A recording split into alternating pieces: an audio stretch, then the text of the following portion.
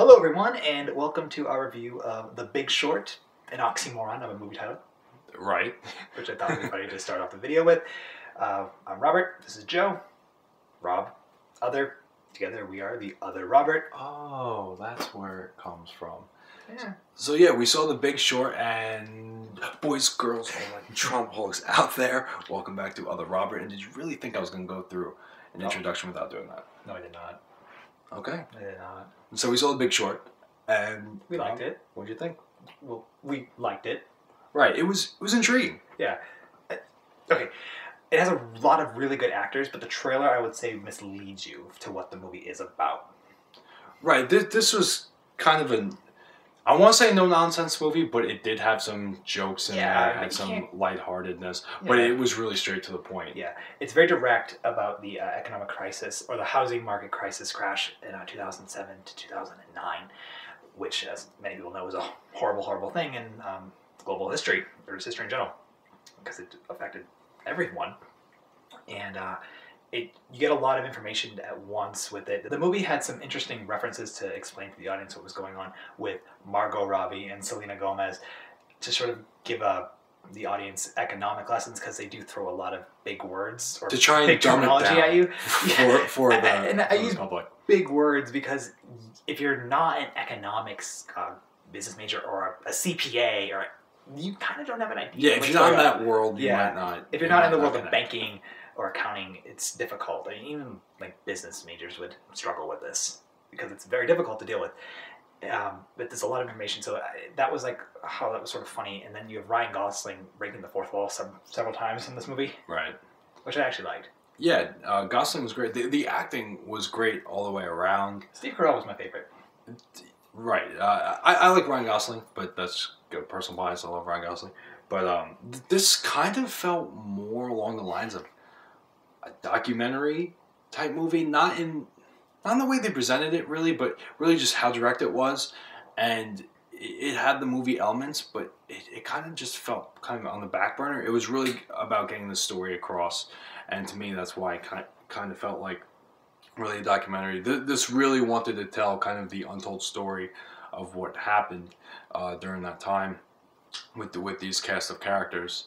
And it's based on a true story, as I said, because it's the housing crash, and you really learn like just how bad the market got from how overinflated it was, which is pretty much like the big lesson I took from it. Brad Pitt is in this movie. He's really funny with his role. He's sort of like a germaphobe, and it's kind of funny just the way he's presented, because he's not like in that normal Brad Pitt role that he plays.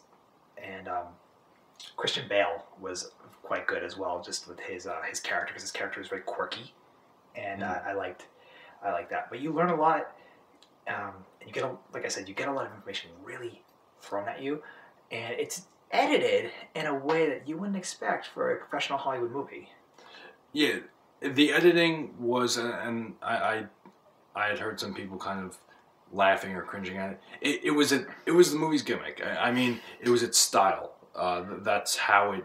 Yeah. Once you see it, you know scenes kind of cut short, and it wasn't really a mistake. You could tell it was what they were doing. It was their style because of how frequently and everything. Yeah, it was totally on purpose. The fourth wall breaking, the choppy editing, the funky cuts, it's all there because that's what the movie wanted to do. But I think that maybe those additional relatively comedic moments or gimmicks were made to slightly lessen just how much they threw at you, because you do get a lot thrown at you, and it's really interesting, and you'll come out of there going, I learned a lot, or and I really liked it. Right. And you will also have a lot of questions. Absolutely. And it's thought-inducing, no doubt about it.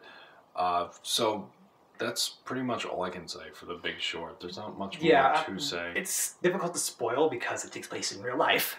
The characters are very good, or the actors are very good in their characters, and I liked it for what it was, and I hope that you all will go check this out. And real quick, I gotta give props to the director, Adam McKay. A difficult story to tell, and I thought he did a fine job with it, and I think kind of have to give him credit there, because this is definitely a daunting task to tell a story like this. Yeah, it's a really intensive, detailed story. Absolutely. So in the way he presented it and everything, I think kudos goes to director Adam McKay for doing that, because I think it's going to be able. I think the way he presented it will make it connect with a lot of people, which if it was done a different way wouldn't have very much. I can only imagine how many script changes this movie went through, just because of how detailed it is. But yeah, if you saw The Big Short, aka An Oxymoron, let us know about it in the comments below, because I would like to hear your thoughts on it. And thank you so much for tuning in to Otherobert. And subscribe, because it takes around just a wee bit effort to do so. And until next time, you have been Lightenized and traumatized.